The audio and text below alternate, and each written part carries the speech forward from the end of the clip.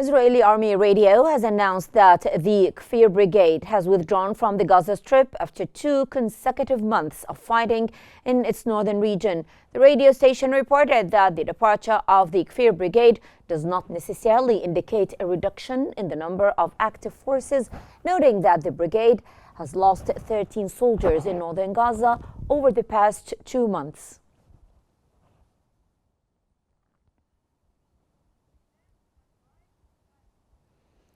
Health authorities in Gaza have reported that the death toll from Israeli attacks on the Gaza Strip has surpassed 45,800, with more than 109,000 people injured.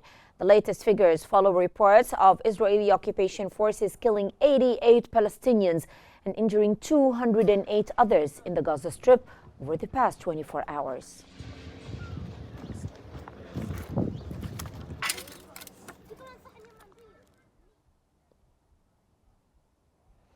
Palestinian media has reported that Israeli drone strikes injured several people in northwestern Gaza City. Meanwhile, in southern Gaza City, Israeli artillery bombed the outskirts of the Sabra neighborhood, according to Palestinian sources.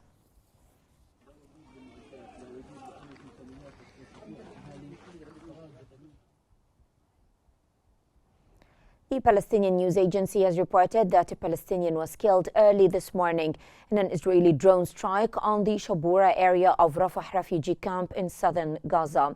The agency added that the attack occurred at dawn and the victim's identity has not yet been released.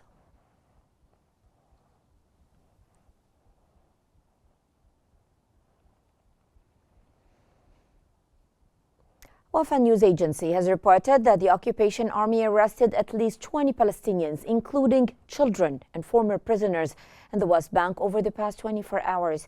It added that the arrest took place across several occupied West Bank governorates, including Hebron, Bethlehem, Tulkarm, Jericho, Ramallah, and Jerusalem.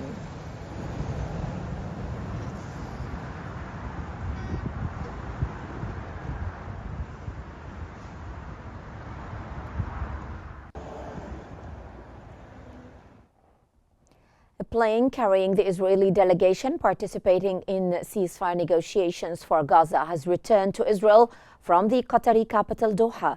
The Israeli Broadcasting Authority reported that the delegation, which had been conducting indirect negotiations with Hamas, boarded its flight on Sunday afternoon, returning to Tel Aviv from Doha, where it arrived on Friday.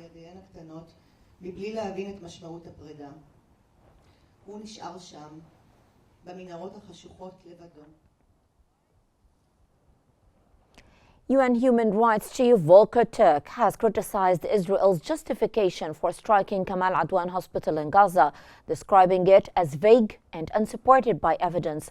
Israel claimed credible intelligence linked to a hospital to Hamas activities, but provided insufficient proof. Turk emphasized the need for an independent investigation into attacks on Gaza's hospitals, healthcare facilities, and infrastructure. And this comes as the United Nations Security Council has convened to discuss the Israel-Palestinian conflict.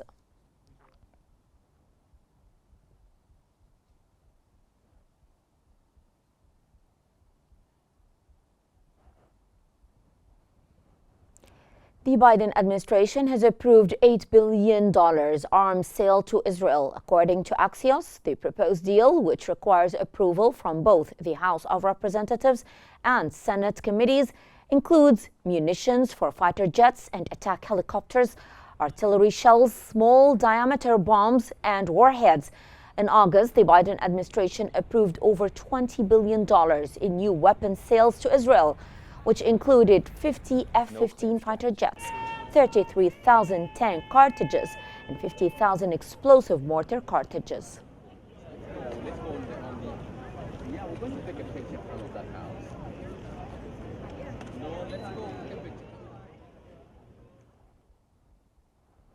Physicians for Human Rights Israel, PHRI, have stated that the destruction of the health system in northern Gaza will be complete if Israel is allowed to evacuate the last 2 remaining operational medical centers.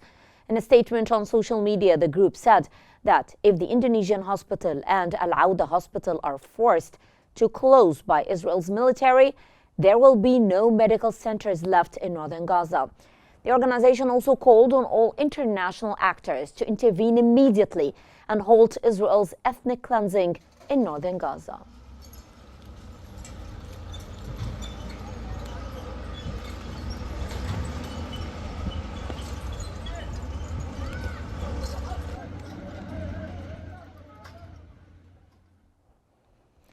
UNRWA has urged Israel to lift its ban on the organization, which plays a pivotal role in delivering desperately needed aid to the besieged people of Gaza. In November, Israel's parliament passed two controversial bills, one banning UNRWA from operating in Israeli territory and another mandating the closure of its premises in the occupied West Bank, including East Jerusalem, as well as in war-torn Gaza.